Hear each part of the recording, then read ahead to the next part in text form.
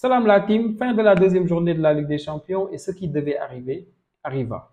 Los Galacticos, Los Blancos, l'équipe qui n'avait plus perdu depuis 36 matchs, depuis janvier dernier contre Atlético de Madrid, l'équipe qui a le plus de Ligue des Champions, l'équipe qui est le tenant du titre, bah ils ont perdu. Ils ont perdu. Et ça ne devrait surprendre personne. Pourquoi? Parce qu'on voyait venir ce match-là. On le voyait venir depuis le début de la saison, je vous le dis. Le Real gagne mais ne rassure pas. Le Real gagne mais inquiète. Mais à force de gagner et de ne pas rassurer, mais on finit par perdre. Depuis le début de la saison, c'est des matchs qui se suivent et se ressemblent. C'est des matchs où le Real, en première période, ils sont catastrophiques. En deuxième période, grâce à des individualités, ils s'en sortent et gagnent le match. Il y a eu un seul match où j'ai trouvé le Real collectivement excellent. C'était contre Espanyol Barcelone. Je me suis dit, après ce match-là, quand je l'ai débriefé, c'est peut-être le match de référence. Je me suis dit, voilà. Nous, la MSN, c'était contre Atlético de Madrid qu'on a eu notre match de référence. Après, on s'est envolé à partir de là. Je me suis dit, c'est fini. Après Espanyol Barcelone, ils vont s'envoler. Mais qu'est-ce qui se passe le match suivant contre Alaves? 2 buts à 0. À la mi-temps, j'ai dit, voilà, comme je le prédisais, eux, ils ne marchent plus. C'est la terre qui les porte. On revient des vestiaires, 3 buts à 0. J'ai dit, c'est fini. Mais en fin de match, catastrophique. 3 buts à 2. À la veste, ils ont même failli égaliser. Donc, quand ils débutent mal, ils terminent bien. Quand ils débutent bien, ils terminent mal. Donc, je me suis dit, mais qu'est-ce qui se passe? Après, je me suis dit, ok, c'est peut-être Mbappé. Donc, parce que depuis le début de la saison, on nous dit que le plus gros défi d'Ancelotti, c'est que Mbappé doit savoir bien jouer avec Vinicius et Rodrigo. Donc, je me suis dit, c'est peut-être Mbappé. Parce que l'année dernière, il s'en sortait bien. Et le prochain match, Mbappé est blessé, il ne joue pas contre l'Atlético de Madrid. Qu'est-ce qui se passe? Première période, même chez moi. Première période très moyenne. Très moyenne. D'ailleurs, à la première période, la plus grosse occasion de ce match-là en première période, je pense que c'était pour Alvarez. Que quand il dribble Rudiger sur le côté, il se faufile dans la surface, il frappe et que Courtois, il sort la balle. C'était ça. Et même ce jour-là, Atlético, s'ils avaient un Jonathan David, je vous assure, ça allait changer ce match-là. Parce que Sorloth, ce jour-là, était catastrophique. Catastrophique. Donc, encore une fois, ce match-là, en deuxième période, ils reviennent. Il y a quoi? Des individualités. Parce qu'à un moment, il y a cette faute-là, malicieusement jouée par Vinicius, combinaison Modric, Vini, Militao, top but. Donc, on se dit, voilà, c'est fini. Mais en fin de match, erreur tactique d'Ancelotti. Qu'est-ce qui se passe? Il voulait défendre à 6. Le Real, ils se prennent un but, un but partout. Donc, je me demande, moi, je suis perdu. Je pensais que le problème, c'était Mbappé. Mais même sans Mbappé, il y a un problème. C'est quoi le problème finalement? Mais aidez-moi dans les commentaires. C'est quoi le problème finalement? Et aujourd'hui, j'ai eu peut-être les mêmes questionnements aujourd'hui. Je me suis dit, OK, contre Betis, j'avais dit qu'il y a un problème au Real. Et quand ils vont jouer contre des équipes qui vont profiter de leur temps fort, des équipes qui ont beaucoup plus de réussite offensivement et un bon gardien, ils vont galérer. Contre Real Sociedad, j'ai dit la même chose. Et aujourd'hui, Genesio est venu. Celui qui a battu en Ligue des Champions Guardiola, Mourinho et aujourd'hui Ancelotti, avec une équipe qui avait un projet de jeu bien clair. En sortie de balle, ils étaient bons, excellents. Quand le Real, ils voulaient presser en 4-4-2, même ça, ils arrivaient à jouer de longs ballons. Et ça m'a choqué parce que je me disais, bon, Jonathan David, 1m80, il ne va pas s'en sortir. Mais il arrivait à faire de belles déviations. Ils arrivaient à bien jouer les seconds ballons. Mais surtout, un Jonathan David qui est très rapide, très technique, et surtout, Zegrova, qui était excellent. Il était dans tous les bons coups. Il était partout. Il arrivait à lui tout seul à isoler 2-3 joueurs du Real sur le côté. Bellingham, Camavinga, ils ont tous souffert aujourd'hui. Ils ont tous souffert. Ils ont été exceptionnels. Mais surtout, en latéral droit, Thiago Santos, aujourd'hui, il n'était pas portugais. Il était brésilien. Il ne s'appelait pas Thiago Santos, c'était Thiago Dani Alves. Un match incroyable dans les deux surfaces. Très sérieusement, aujourd'hui, Lille, rien à dire. Quand vous regardez les stats dans la globalité, vous êtes peut-être tenté de vous dire, quand vous ne regardez pas le match, wow, Real, ils ont beaucoup tiré. Ils ont eu beaucoup d'occasions de but. Et le gardien, apparemment, il a fait beaucoup d'arrêts. Sûrement, Lille, ils ont eu un petit tir cadré, ils ont mis leur but, et après, c'est fini. Pas du tout. Lille, ils ont été excellents du début à la fin. C'est juste que le Real a fait du Real, c'est-à-dire une première période catastrophique. En deuxième période, ils ont bien joué les coups. En deuxième période, ils ont eu beaucoup plus d'occasions de but. Et c'est juste ça. En première période, déjà, il y a la première grosse occasion qui vient d'Hendrick. Hendrick, on va faire une parenthèse sur lui après. Donc Hendrick, il arrive à contourner presque 2-3 défenseurs. Après, au lieu de croiser, il frappe sur Chevalier. Donc c'était ça la première grosse occasion en première période, côté Real. Côté Lille, je pense qu'il y a Carvajal à un moment donné qui fait tout et n'importe quoi. Il traverse la défense, il perd la balle, il y a corner. Après, il y a Zegrova qui joue un centre magnifique au second poteau. Et là, hop, Jonathan David double parade de Lunet. Ça, c'était la plus grosse alerte. Et on se disait, c'est fini. Mais très sérieusement, Zegrova, en première période, il a été exceptionnel. Lui, Thiago Santos dont j'ai parlé, Benjamin André, ils ont été les hommes du match pour moi.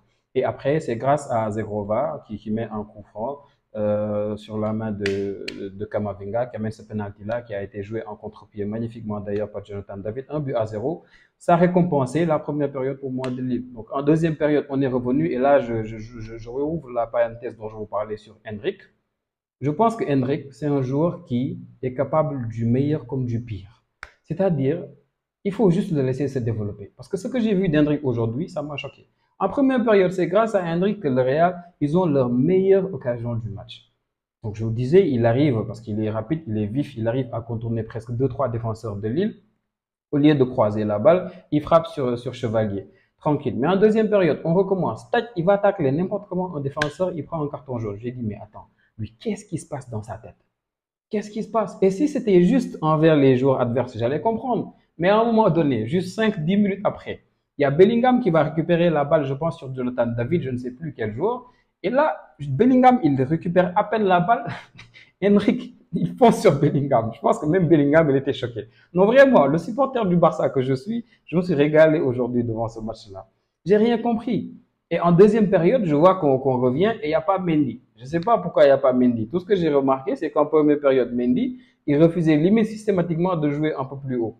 Quand Bellingham lui faisait des faces des fois, il revenait systématiquement derrière et ça n'aidait pas beaucoup le Real. Du coup, peut-être que c'est pour ça que Fran Garcia est venu en deuxième mi-temps.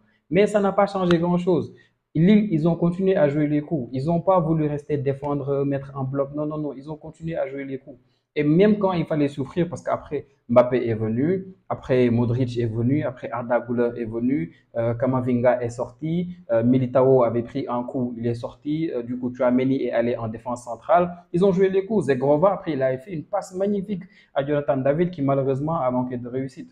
Donc ils ont joué les coups. Mais c'est là que Chevalier, il a été mais incroyable. Chevalier, en fin de match, c'était vraiment lui qui a pris en main tout le reste du match. Il a fait des arrêts sur tout. Tout le monde a tiré. Tout le monde. Arda Güler, Rudiger de la tête. Tout le monde a tiré. Vinicius a essayé, Mbappé, même Loné peut-être a essayé, je ne sais pas. Sur le banc, tout le monde, ils sont entrés, ils ont essayé. Chevalier, il était là. Il était là. Il était là. Il était là. Double, triple, quadruple parade. Il a tout fait. Et je pense que l'année dernière, il a failli être d'ailleurs meilleur gardien de Ligue 1. C'était mérité. Le match d'aujourd'hui, là, qu'il nous fait, incroyable. Donc, Lille qui arrive à battre le Real Madrid, moi, ça ne me choque pas quand je connais le Real depuis le début de la saison. Et ce match-là va peut-être permettre à Lille, qui en championnat ne se gère pas bien, peut-être de faire après de meilleurs résultats. Donc, c'était ça pour ce match-là. Pour moi, c'est compréhensible. Maintenant, pourquoi Rodrigo ne joue pas? Peut-être qu'il devait être opposé. Moi, je l'ai toujours pensé. S'il y a un joueur qui ne doit pas sortir de ce 11-là, c'est Rodrigo. Mais il faut qu'il se repose. Et pour les supporters du Real qui, dans les débats, ne sauront pas quoi dire pour justifier cette défaite-là, bah, je sais pas. Essayez de dire juste que c'est toujours difficile après un derby de se déplacer à l'extérieur, même si c'est que c'est pas vrai. Donc, 1 but à 0 pour Lille. Après, dans les autres matchs, il y a Giron. Giron, vraiment, je ne sais pas quoi dire. Je peux parler de Giron pendant 10 minutes. Parce que pour moi, ce qui les arrive, on peut l'expliquer avec beaucoup de choses. Mais je n'ai pas envie de m'attarder sur ça. Ils ont perdu 3 buts à 2 à domicile. Après la défaite dans les dernières minutes contre le PSG, ils perdent aujourd'hui. Donc, 2 matchs de défaite, c'est pas bien. C'est vraiment pas bien. Et aujourd'hui, il y a 3 équipes espagnoles qui perdent. Giron perd, Atlético, mais ils se sont fait foudroyer par Benfica 4-0. Real aujourd'hui qui perd 1-0. Heureusement que le très grand FC Barcelone existe. Heureusement. Heureusement, hier, les 5-0 qu'on a mis à l'équipe suisse des Young Boys, vraiment, ça fait du bien à l'Espagne. Donc, Aston Villa aussi contre Bayern, 1 but à 0. Aston Villa qui a marqué à la 79e minute, un but de John Duran. John Duran, je pense qu'il est sorti du banc. Il est sorti du banc, oui. Il est rentré à la 70e. En fait, John Duran, c'est un joueur qui, depuis le début de la saison, il rentre la plupart du temps en fin de match. Et il met des bangers, il met des buts magnifiques. Et quand on a demandé à Emery pourquoi il n'est pas titulaire, il dit qu'il doit apprendre à mieux jouer avec Watkins. Mais celui que j'ai vu là, le but que j'ai regardé, lui, il n'a pas besoin d'apprendre à jouer avec Watkins ou bien Bailey. Non, plus besoin. Lui, il doit être titulaire. Parce qu'aujourd'hui, il met un but magnifique. D'ailleurs, je ne sais pas sur ce but-là ce que faisait Neuer. Neuer, il était très, très avancé.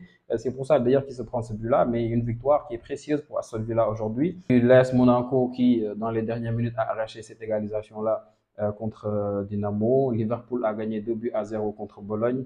Des buts de Salah et de McAllister. Il y a aussi Leipzig qui gagne contre la Juventus. Donc Juventus, même à 10, qui ont réussi à gagner 3 buts à 2 en doublé de Vlahovic. Je pense que c'était tout pour les matchs d'aujourd'hui. On va peut-être faire demain une vidéo où on va revenir dans les détails dans tous ces matchs-là. Je vais voir, mais sinon, d'ici là, portez-vous bien et on se retrouve à la prochaine vidéo, les amis. Ciao, ciao.